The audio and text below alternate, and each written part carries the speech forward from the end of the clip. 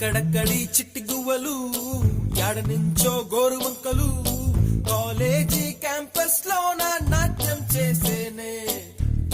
కన్న పిల్లల కొంట నవ్వులు కుర్ర మనసుల కౌగిలింతలు కాలేజీ కాంపౌండ్ అంటే కోడై కానాలే